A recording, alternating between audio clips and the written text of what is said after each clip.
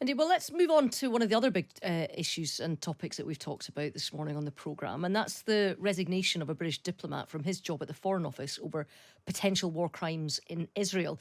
Mark Smith says his concerns about the department being complicit in war crimes over the sale of arms to Israel were rebuffed. And in his resignation email, which was sent to colleagues and then shared online, he said that the Israeli government and military had expressed open genocidal intent. Well, former Brigadier John Deverill, who was a senior British officer in the Palestinian territories and Director of Defence Diplomacy at the MOD, told us what he made of Smith's resignation. There are very many people like him who feel in the same way. He will have immense tacit support, but of course, for people to give up their jobs in order to make public statements like this is much more difficult. And therefore, his position, in a way, is one which is morally extremely courageous. I also know that people doing similar jobs across in State Department in the US also are in a similar position. So Josh Paul resigned very, very publicly a number of months ago on exactly the same issue because Americans working in this area of arms sales and arms licenses, arms export licenses, feel the same way.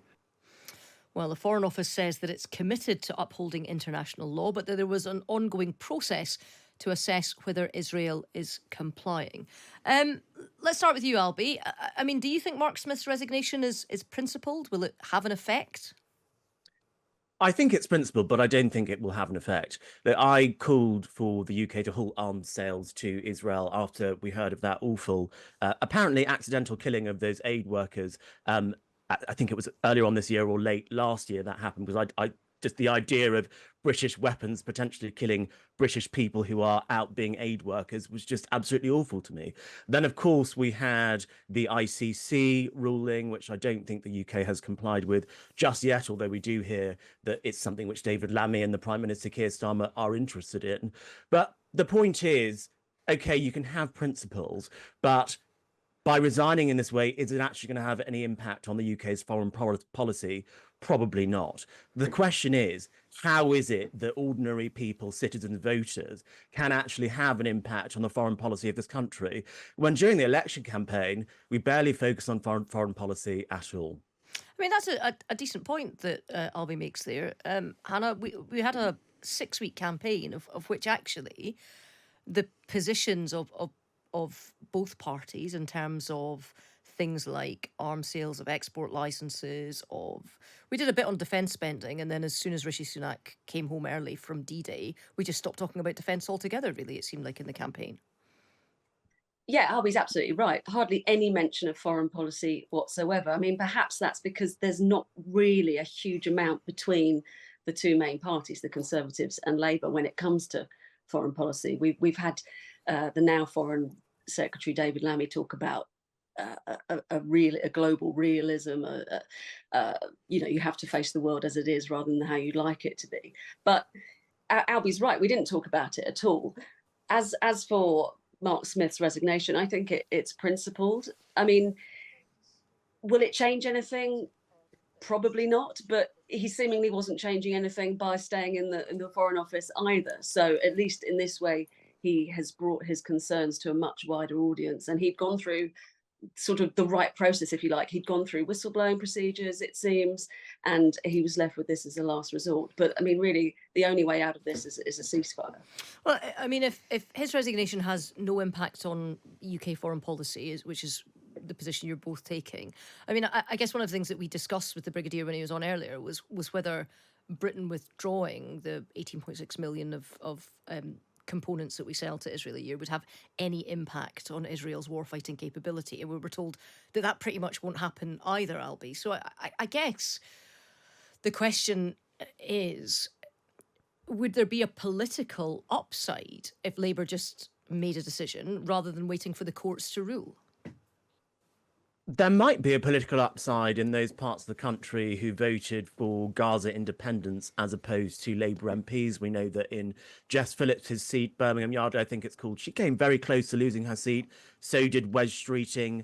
Jonathan Ashworth actually lost his seat to a Gaza independence. So there are parts of the country where Labour was actually losing seats and losing votes as a result of their position on Israel and Gaza. Now, despite that, they still managed to win a thumping majority. So we'd be talking about a majority of 2, 3, 4 seats bigger.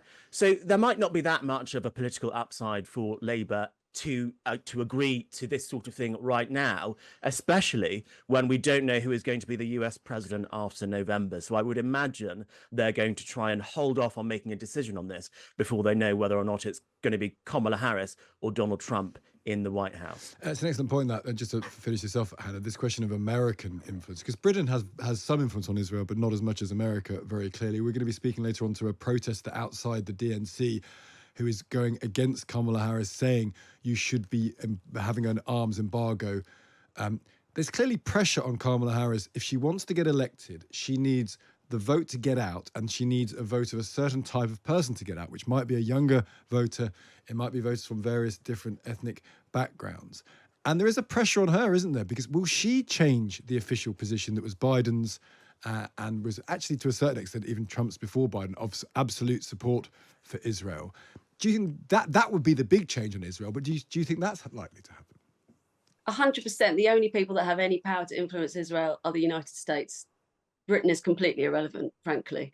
As to your question, though, we've seen a slight softening in the language, haven't we, used by Kamala Harris compared to Biden and certainly to Trump. But really, the fundamentals haven't substantially shifted. She still says that Israel has a right to defend itself, which many people agree with.